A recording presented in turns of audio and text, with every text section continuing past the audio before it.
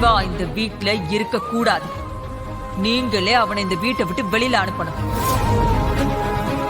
அதுவும் கபிலன் ஃபாரின்ல இருந்து வர வரைக்கும் தான் உங்களுக்கு டைம். அவன் வந்து பார்க்கும் போதே சிவா இந்த வீட்ல இருக்கவே கூடாது. கடவுளே, எனக்கு ஏன் இப்படி ஒரு இக்கட்டான சூழ்நிலையை கொடுத்துட்ட? சிவாதா என் பையன்னு எல்லார் முன்னாடியே சொல்லணும்னு பார்த்தேன். இப்ப நானே அவனை வீட்ல இருந்து அனுப்ப வேண்டிய கட்டாயம் வந்துருச்சு. நான் என்ன பண்ணுவேன்? எந்த ஒரு தகப்பனும் அனுபவிக்க கூடாததை நான் அனுபவிச்சுக்கிட்டு இருக்கேன். சிவா என்ன பாக்குறதுக்கு முன்னாடி இருந்ததை விட என்ன பார்த்ததுக்கு அப்புறம் தான் ரொம்ப கஷ்டத்தை அனுபவிச்சுக்கிட்டு இருக்கான். அவன் கஷ்டத்துக்கு ஒரு விடிவு காலம் வரணும். அவனுக்கும் சங்கரிக்கும் செஞ்ச பாவத்துக்கு பிராயச்சித்தம் செய்யணும்னு நினைச்சுக்கிட்டு இருக்கும் போது செல்வநாயகி இப்படி ஒரு இடியை இறக்கிட்டா. இப்ப என்கிட்ட ரெண்டே ஆப்ஷன் தான் இருக்கு. ஒண்ணு, நானா சிவாவை வீட்டை விட்டு அனுப்பணும். இல்லனா இந்திராணி அவனை வீட்டை விட்டு அனுப்பிடுவான். இந்திராணி கிட்ட செல்வநாயகி உண்மையை சொல்லக்கூடாது. நான் சிவாவை வீட்டை விட்டு போக சொன்னா சிவாவுக்கு என் மேல வெறுப்பு வரும். அது கூட பரவாயில்ல, நான் சகிச்சுப்பேன். ஆனா இந்திராணி சிவாவை வெறுத்தரவே கூடாது. சிவா கூட நான் இருந்தாலும் இல்லைனாலும் இந்திராணி சிவா கூட கடைசி வரைக்கும் இருக்கணும். இப்போ நான் எப்படி போய் சிவா கிட்ட பேசுவேன்? அவன் எப்படி தாங்குவான்? என்னால அவனை எப்படி முதல்ல ஃபேஸ் பண்ண முடியும்? இப்போதைக்கு ஒரே வழிதான் இருக்கு. சிவா கிட்ட நான் நேரடியா பேச முடியாது. அயலுக்கிட்ட பக்குவமா எடுத்து சொல்லி புரிய வைக்க வேண்டியதுதான்.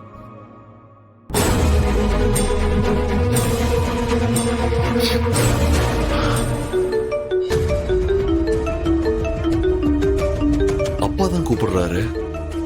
மாமாவா? மாமா எதுக்கு இப்ப கால் பண்றாரு? இந்த அட்டெண்ட் பண்ணி ஸ்பீக்கர்ல போடு, என்னன்னு கேளு. ஹலோ அயலே, எங்க இருக்க? வேலையா வெளியில வந்திருக்கேன் மாமா. சொல்லுங்க, என்ன விஷயம்? நான் உங்ககிட்ட கொஞ்சம் தனியா பேசணுமா? கொஞ்சம் ஆபீஸ் வரைக்கும் வர முடியுமாமா? என்னாச்சு மாமா? ஏதாவது முக்கியமான விஷயமா? ஆமாமா, சிவா கிட்ட சொல்லிக்க வேண்டாம், நீ மட்டும் வா.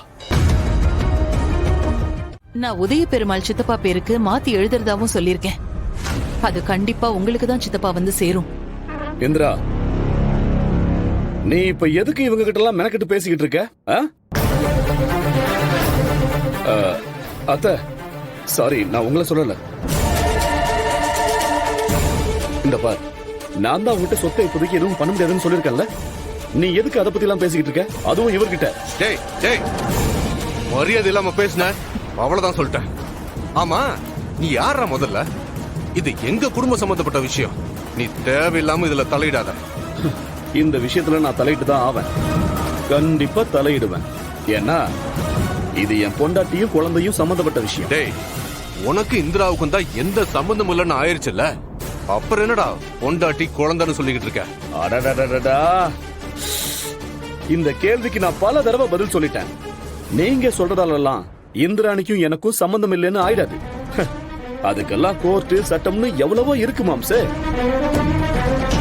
இந்திரா, இந்த ஆளு பேசுறாருன்னு நீ அவசரப்பட்டு எந்த முடிவையும் எடுத்துறாத. இவர் எதை சொல்லி எதை வாங்கலான்னு தெளிவா யோசிச்சுட்டு வந்திருக்காரு. தேவையில்லாம வாக்கு கொடுக்கறேன் அது இதுன்னு சொல்லி வார்த்தையை விட்டு மாட்டிக்காத. என்னடா சொத்து காசப்படுறவன் நினைச்சியா என்ன? மாம்சே, அதுக்காக தானே வந்து பேசிக்கிட்டு இருக்கீங்க. என்னடா சொன்ன? இன்னும் ஒரு வார்த்தை பேசுன. இருங்க இருங்க, உங்களால என்ன எதுவும் பண்ண முடியாது. என்னடா சொன்ன? சித்தப்பா, இத பாருங்க, இது என்னோட பர்சனல் மேட்டர். இதுல நீங்க தலையிடாதீங்க, அவ்வளவுதான் சொல்லுவேன். போங்க இங்க இருந்து.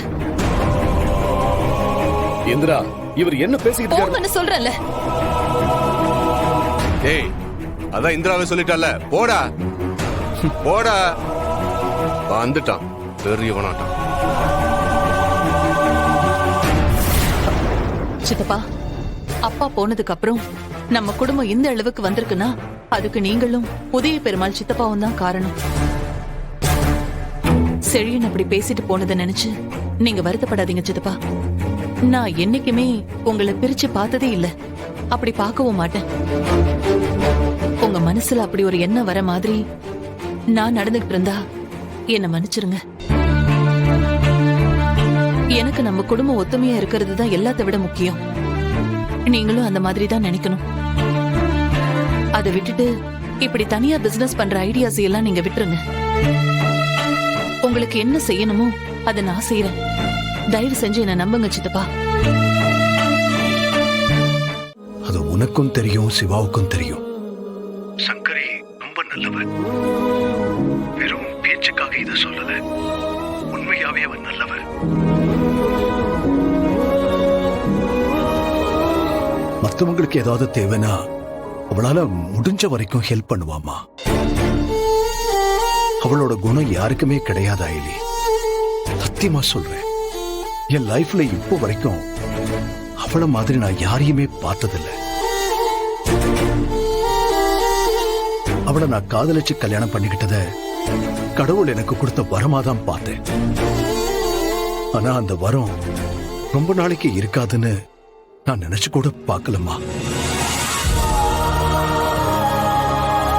நானும் சங்கரியும் எங்களோட எதிர்காலத்தை பத்தி என்னென்னமோ கனவு கண்டு வச்சிருந்தோம்மா. ஆனா அது அத்தனையும்